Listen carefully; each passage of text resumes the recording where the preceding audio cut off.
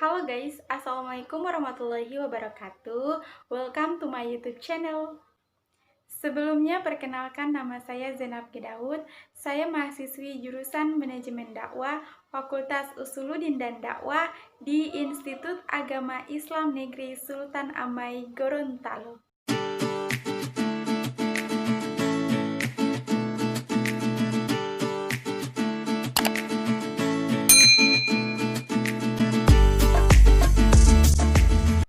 Oke guys, berhubung ini merupakan video perdana saya, pertama kalinya saya membuat video di akun channel YouTube saya.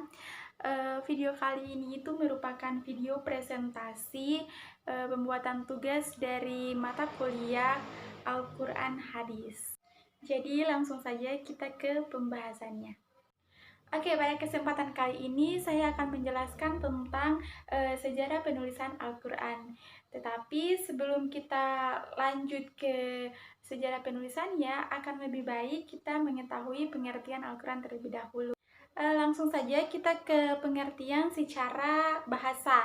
Jadi sebagian dari mereka itu diantaranya Al-Lihyani berkata bahwa kata Al-Quran merupakan kata jadian dari kata dasar qoro'a yang artinya itu membaca, sebagaimana kata rijhan dan kata gufron. Kemudian sedangkan secara istilah, menurut Manna Al-Fatan, kitab Allah yang diturunkan kepada Nabi Muhammad SAW itu membacanya saja sudah memperoleh pahala. Sedangkan menurut Al-Jurjani, yaitu yang diturunkan kepada Rasulullah SAW yang ditulis dalam mushaf dan diriwayatkan secara mutawatir tanpa adanya keraguan. Al-Quran turun secara berangsur-angsur, tidak secara serta-merta, dan Al-Quran juga turun dengan merespon berbagai hal yang terjadi pada saat itu. Dalam penurunan Al-Quran melalui bahasa yang verbal atau bahasa lisan, entah itu sama seperti bahasa yang kita gunakan saat ini atau tidak, melalui perantara malaikat Jibril kepada Nabi, dan kadang dengan berbagai macam proses.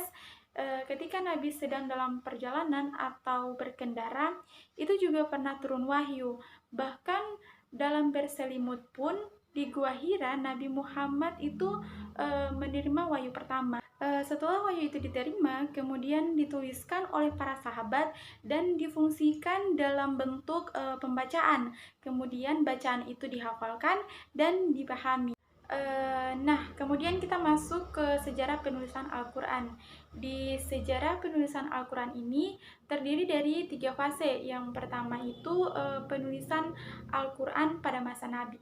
Jadi penulisan Al-Quran itu merupakan inisiatif Nabi dengan membentuk semacam kelompok atau sekretaris.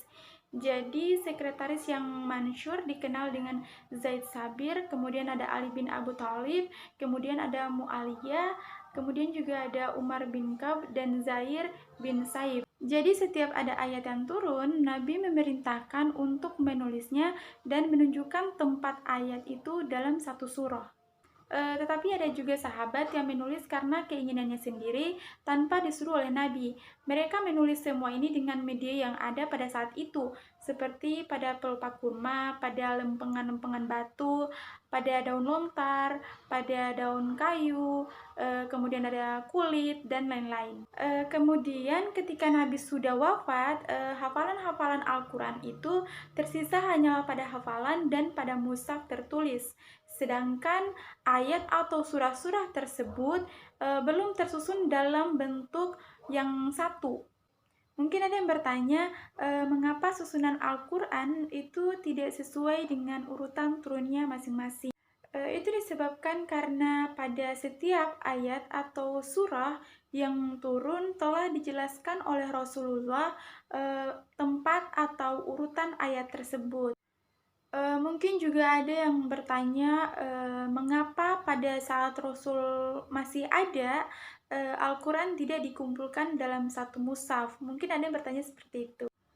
Jadi salah satu ulama yang bernama Katabi itu mengatakan bahwa Rasul tidak mengumpulkan Al-Quran dalam satu mushaf dikarenakan senantiasa menunggu ayat yang akan turun kemudian yang berkaitan dengan hukum-hukum.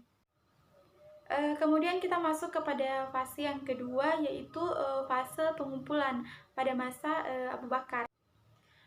Nah, pada masa Abu Bakar ini, banyak orang-orang Arab yang kembali ke golongan-golongan nenek moyang mereka. Kemudian Abu Bakar memerangi orang-orang murtad itu atau yang dikenal dengan Perang Yumama. Nah, setelah Perang Yumama berakhir, banyak Qori yang meninggal. Jadi para penghafal Al-Quran pada masa itu banyak yang gugur atau yang meninggal. Melihat situasi itu, Umar yang pada waktu itu mendampingi Abu Bakar merasa khawatir melihat kenyataan yang ada. Lalu beliau menghadap ke Abu Bakar dan mengusulkan untuk membukukan Al-Quran. Jadi diusulkan, dikumpulkan, dan dibukukan Al-Quran karena takutnya akan musnah. Kemudian kita masuk di fase yang ketiga, yaitu fase pengumpulan pada masa Utsman. Nah, penyebaran Islam ketika Al-Quran sudah disepakati untuk dibukukan, penyebaran Islam itu sudah semakin bertambah dan semakin tersebar di berbagai wilayah. Dan pastinya ada majelis-majelis yang mempelajari bacaan-bacaan Al-Quran.